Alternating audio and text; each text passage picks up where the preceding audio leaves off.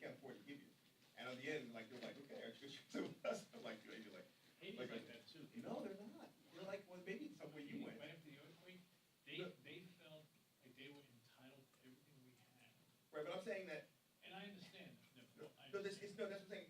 I'm saying that way is different. I'm saying Kenya was like, they would like give you stuff they couldn't afford to give you. Oh, and so the idea, there's an idea of trading back and forth, because like literally they would give you, like, the first time I was there, I'm like, how can you afford to give me this? So in the end, they're like, okay, the whole idea is, hey, listen, we're gonna give you something that you don't have, and it wasn't even big. It was like, it was my favorite pen. Like, I didn't do it on something more. I didn't give it away. But pen, they just take. They just take. Right? Yep.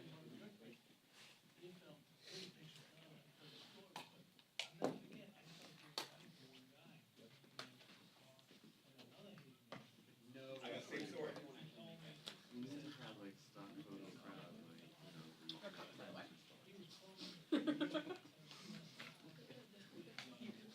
This is what it really would look like if she did it. Like 4 people.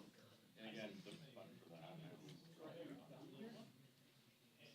I thought they were. And fake. We were told they're in the green room. Cool. I went to the country with his cousin. You did? Yep, you lost it. Yeah, I dropped it. And the kids were in the courtyard watching.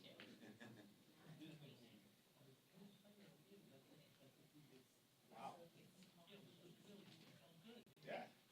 No, that's good. No, the funny is that this story is like, so as soon as they get off the airport, you know, we're making sure, like, you know, these guys want to like help you with every bag. So make sure they're gonna go away with it. But so You know what? I just don't. Yeah, they're 13 guys. You pull up the 13 guys. we're gonna run and grab.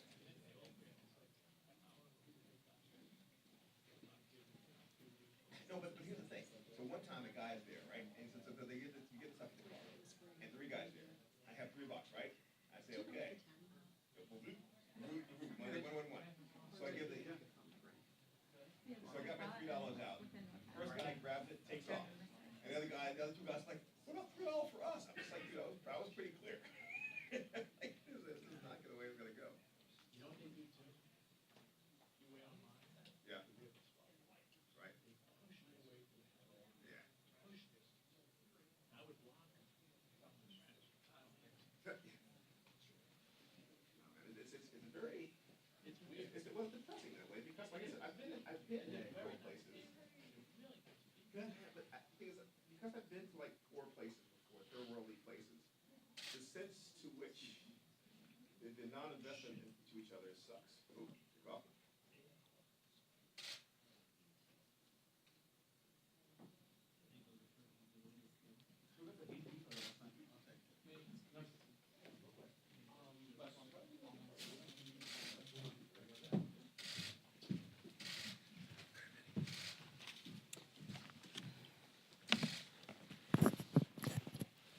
Hi, everybody. Thank you very much for being here this morning. Before we start, we all just wanted to express our thoughts and our prayers for John Dingell. Debbie Dingell, our colleague, has asked for thoughts and prayers, and we just want to affirm what a tremendous man of service he's been, served in the House for 59 years, and we certainly send all of our thoughts and prayers to the Dingell family this morning. We're going to hear from my colleagues more about the State of the Union last night.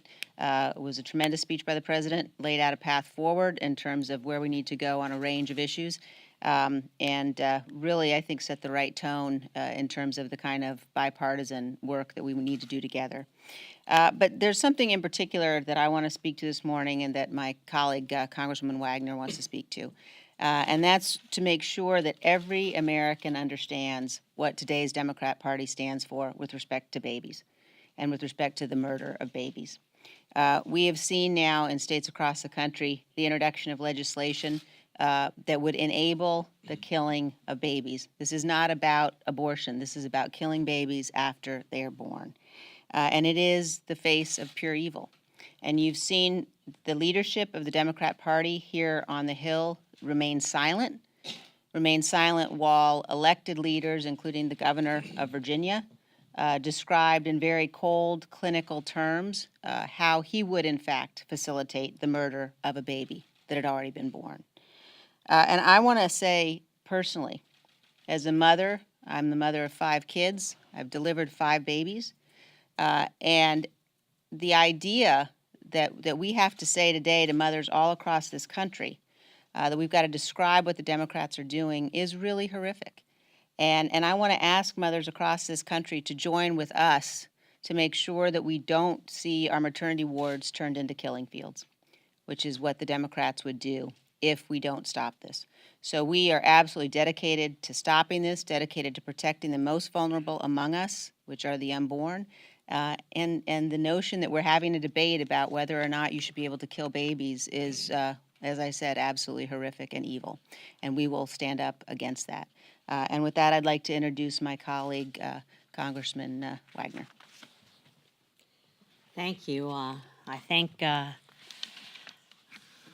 our chair of our conference, Liz Cheney. I stand before you today as a representative of Missouri's 2nd Congressional District, as a congressman, but also as a mother of 3 and a grandmother of a 1-year-old baby, Isabella Marie. And I'm here to speak on behalf of the babies who survive abortions and are, in fact, born alive. Our Constitution clearly states that all persons born in the country are entitled to life, liberty, and the pursuit of happiness and equal protection under the law. Our founding fathers did not put age limits on who is entitled to life. But over the past month, I've been astounded to watch radical legislators upend our Constitution and argue that babies who survive abortions should not be given the same level of medical care that other newborn babies are given. New York legislators repealed a law mandating medical care for any baby born alive during an abortion. A law proposed in Virginia would allow abortions up to the very moment of full delivery. Congress must act to protect the babies who cannot protect themselves. And this week, I have introduced the Born Alive Abortion Survivors Protection Act. We're calling it the Born Alive Act. This is H.R. 962, which merely ensures that babies who survive abortions receive immediate, life-saving care, just as any other baby would. The bill would require healthcare providers to exercise skill, care, and diligence to preserve the lives and health of these children, and then immediately transport and admit them to the hospital. The Born Alive Act is not radical legislation. It just makes certain that America's children receive appropriate medical care upon their birth. We can and we should all be able to come together and to agree that if a child is born alive, then every effort should be made to protect his or her precious life. This is why I'm joining forces with our leadership team here and my good friend and colleague Whip Scalise, who is filing a discharge petition to bring the Born Alive Act straight to the floor.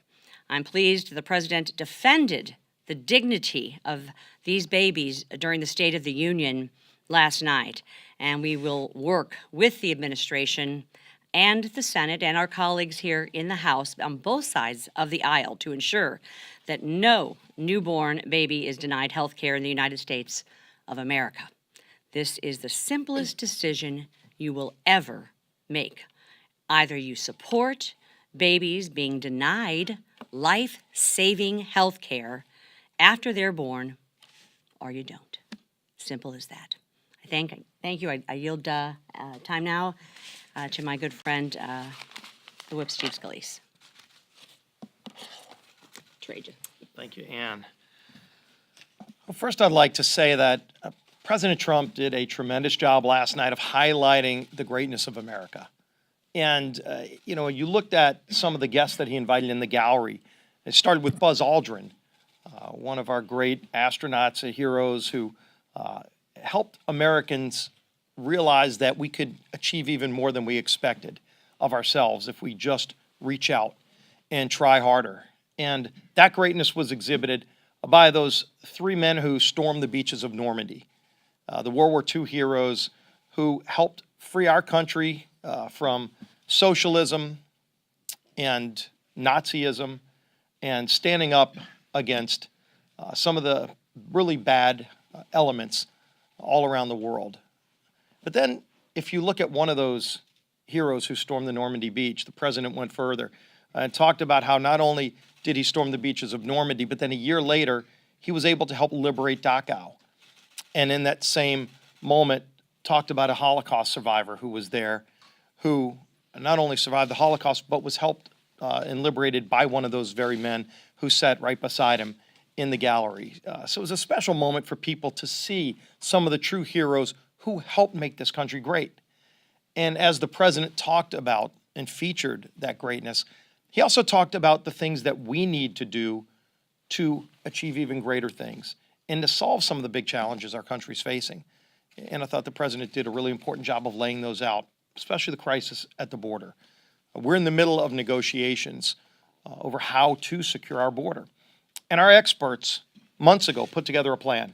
The people who risked their lives to keep our country safe laid out a plan of what it's going to take to actually secure our border and what it's going to cost. And so the president presented that months ago, and even in December, right before a government shutdown, the House passed a bill to properly fund it, and it never made it to the president's desk. And then ultimately we had a government shutdown, and then we went through 35 days of a government shutdown. Not one single time during that shutdown did Nancy Pelosi or Chuck Schumer put a single counteroffer on the table for what their plan would be to secure our border. And then ultimately the president stepped in and said, let's end this, let's keep the negotiations going and end the shutdown. And now we're 9 days away from another potential shutdown, and the Democrats have still yet to put a single offer on the table. It's time for Democrats to stop playing games with our border security and our national security. And the president talked importantly about how we need to secure the border. And it's not just about technology. Clearly, that's a part of it. Points of entry security, more Border Patrol agents. But it also involves making sure that we have physical barriers to protect this country, and that includes a wall. And all of that needs to be part of a final solution. And so I encourage Nancy Pelosi and Chuck Schumer to finally put an offer on the table. Don't try to run out the clock, which they might be doing, but ultimately American people are watching closely, and the president challenged everybody last night to choose their ability to deliver greatness or gridlock. The president encouraged us to choose greatness. I encourage us all to reach for greatness as we solve these problems. And finally, I want to applaud my colleague and friend, Ann Wagner, for her leadership in bringing legislation forward, as the president talked about last night, to prohibit any procedure that would allow for the killing of a baby once it's born. I think most Americans are shocked to find out that it's actually legal in some states to kill a baby after it's been born, after it's come out of the mother's womb. How is that possible and legal in America? It shouldn't be. And so this legislation, the Born Alive bill, will actually give protection to those people who can't protect themselves and say if a baby is born alive, whether you're pro-life or pro-choice, we all agree, we should all agree, that that baby should have the same protections as everyone else. And that's what the bill does. And we've worked together to have a rule that I'm going to be filing today to bring that bill to the floor for a vote, and ultimately to have a discharge petition where everybody can go on record. Every member of Congress ought to stand up and be counted on this important issue of defending life. And here's a case where we've seen some states say that they are willing to allow that baby to be killed after it's been born. Let's stand up and protect those innocent lives. Good morning. I believe the country watched the president last night stand strong for this country and the freedoms that every American believes in. You look at the current poll, it says more than 76% approved of the speech. I hope those in the chamber listened. The president talked about not resist, but finding common ground.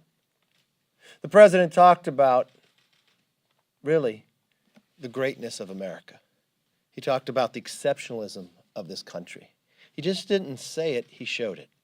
When you sat there and he introduced Herman, Irving, and Joseph, the World War II vets, on the introduction, when you watched them stand, the excitement, their hands pumping.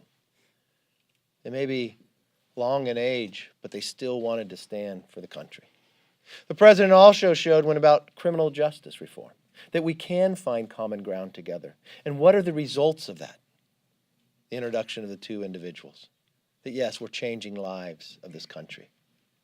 The exceptionalism of what we've been able to do in the past, but let's apply it to a changing future. That's why he laid out a case for legal immigration, making it even stronger and securing the border.